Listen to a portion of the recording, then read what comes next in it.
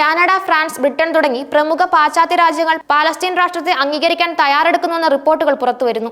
ഗാസയിലെ ദാരുണമായ മാനുഷിക ദുരന്തങ്ങളോടുള്ള ആഗോള രോക്ഷമാണ് ഈ നയപരിവർത്തനത്തിന് പിന്നിൽ.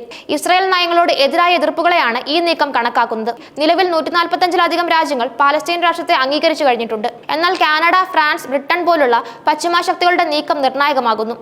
UN മുൻ വിദഗ്ധൻ മൈക്കിൾ ലിങ്ക് ഈ നീക്കം ഗാസ യുദ്ധത്തിൽ അക്ഷമത പ്രകടിപ്പിക്കാൻ പാശ്ചാത്യ രാഷ്ട്രങ്ങൾ സ്വീകരിച്ച ശക്തമായ നിലപാടായി വിലയിരുത്തുന്നു. ബ്രിട്ടനിൽ നടത്തിയ സർവേയിൽ 45% പൗരന്മാർ പാലസ്തീൻ അംഗീകരിക്കണമെന്ന് അഭിപ്രായപ്പെട്ടതോടെ ഈ വിഷയത്തിൽ ആഭ്യന്തര സമ്മർദ്ദം കൂടി ശക്തമാകുന്നുണ്ട്. സെപ്റ്റംബറിൽ ന്യൂയോർക്കിൽ നടക്കുന്ന ഐക്യരാഷ്ട്രസഭയുടെ പൊതുസഭയിൽ ഈ വിഷയത്തിൽ പ്രഖ്യാപനം ഉണ്ടാകാമെന്നത് വളരെ സാധ്യതയുള്ളതാണ്.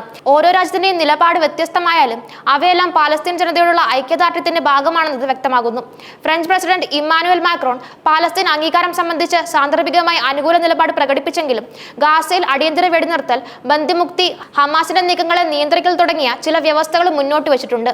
ബ്രിട്ടീഷ് പ്രധാനമന്ത്രി Keir Starmer September United Nations പൊതുസഭയിലായി ബ്രിട്ടൻ ഔദ്യോഗികമായി പാലസ്തീൻ അംഗീകരിക്കുമെന്ന് പ്രഖ്യാപിച്ചു. ബ്രിട്ടൻ 1917 ബാൽഫോർ പ്രഖ്യാപനത്തിലൂടെ ഇസ്രായേൽ രൂപീകരണത്തിൽ വഹിച്ച ചരിത്രപരമായ പങ്കാണ് ഈ തീരുമാനത്തിന് പിന്നിലെന്നും വിദേശകാര്യ സെക്രട്ടറി ഡേവിഡ് ലാമി വ്യക്തമാക്കിയിട്ടുണ്ട്. കാനഡയും സമാനമായ നിലപാടിലാണ്. 2026-ൽ ഹമാസിനെ ഒഴിവാക്കി ജനാധിപത്യപരമായ തിരഞ്ഞെടുപ്പ് നടത്തണമെന്ന വ്യവസ്ഥ മുന്നോട്ട് വെച്ചിട്ടുണ്ട്. പാലസ്തീനിലെ ഭരണഘടനാ വ്യവസ്ഥകളിൽ കാനഡയ്ക്കുള്ള താൽപര്യത്തെ ഇത് വ്യക്തമാക്കുന്നു. ഇസ്രായേൽ പ്രധാനമന്ത്രി ബെഞ്ചമിൻ നെതന്യാഹു ഈ നീക്കങ്ങളെ ഹമാസിന്റെ ഭീകരതയ്ക്ക് പ്രതിഫലം നൽകുന്ന ഒരു നടപടിയായി വിശേഷിപ്പിച്ചപ്പോൾ അമേരിക്കൻ സ്റ്റേറ്റ് സെക്രട്ടറിയായ മാർക്കോ റൂബിയോ ഇതിനെ ശ്രദ്ധയില്ലാത്ത തീരുമാനം എന്ന് വിളിച്ചു. ഇസ്രായേലിനോടുള്ള അമേരിക്കയുടെ ഉറച്ച പിന്തുണ ഈ പ്രസ്താവനകളിലൂടെ വ്യക്തമാണ്. ഈ നീക്കങ്ങൾ അന്താരാഷ്ട്ര ക്രിമിനൽ കോടതിയുമായി ബന്ധപ്പെട്ട നിയമപരമായ പ്രത്യാഘാതങ്ങൾക്കും ഇടയാക്കാൻ സാധ്യതയുണ്ട്. നെതന്യാഹുവിനെതിരെ ICC വാറണ്ട് ഉണ്ടെങ്കിലും ഫ്രാൻസ് പോലുള്ള രാജ്യങ്ങൾ നടപടിയിലേക്ക് നീങ്ങുമോ എന്നത് ഇപ്പോഴും വ്യക്തമല്ല. UN സുരക്ഷാ കൗൺസിലിലെ സ്ഥിരാംഗങ്ങളായ ഫ്രാൻസ്, UK, റഷ്യ, ചൈന എന്നിവയുടെ നിലപാട് ഇവിടെ നിർണായകമാകും.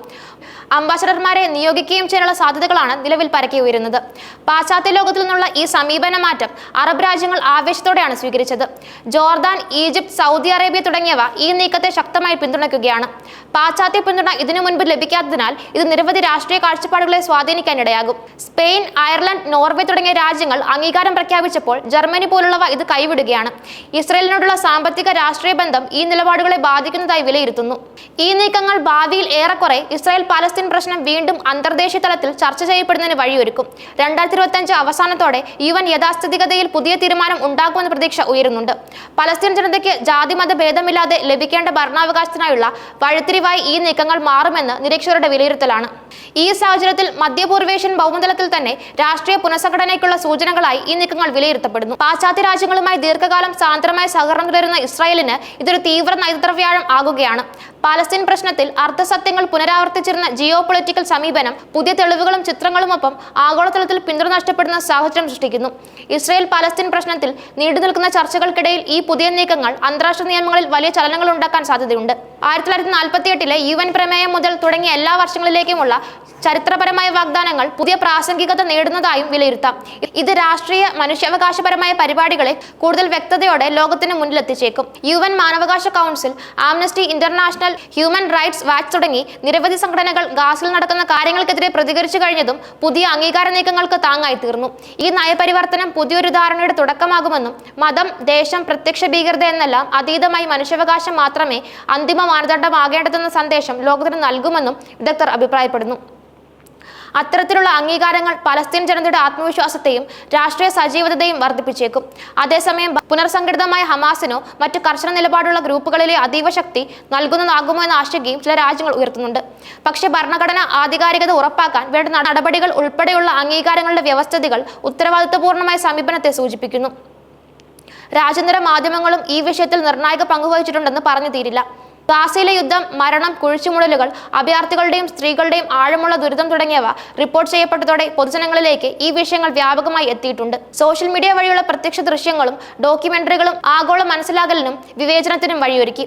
പലസ്തീൻ രാഷ്ട്രത്തെ അംഗീകരിക്കുന്നതിലേക്ക് പ്രധാന പാശ്ചാത്യ രാഷ്ട്രങ്ങൾ തിരിയുന്ന ഈ നീക്കം മധ്യപൂർവേഷ്യൻ പ്രശ്നത്തിൽ പുതിയൊരു അധ്യായത്തിന് വാതിൽ തീർക്കുന്നു. ഗാസയിലെ ദുരിതവും ആഗോള നിയന്ത്രണത്തിൽ നടക്കുന്ന മാറ്റങ്ങളും ഇസ്രായേൽ അമേരിക്ക ബന്ധത്തിൽ വലിച്ചിഴച്ച പിടിയോടെ പുതിയ പ്രശ്നങ്ങളും പ്രത്യാശകളും ജനിപ്പിക്കുന്നു.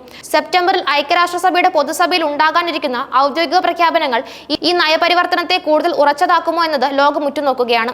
ഒരേ സമയം പലസ്തീൻ ജനതയുടെ സ്വയംഭരണത്തിനുള്ള പോരാട്ടത്തിനും അന്താരാഷ്ട്ര മാനവിക ചട്ടങ്ങൾക്കുള്ള പ്രതിബദ്ധതയ്ക്കുമുള്ള ഈ നീക്കങ്ങൾ ആഗോള നേതൃത്വത്തിൽ നീതി പറയുന്ന പുതിയ ശബ്ദമായി തീരുമോ എന്നതും ആസ്വാദകരമായി കണക്കാക്കപ്പെടുന്നു.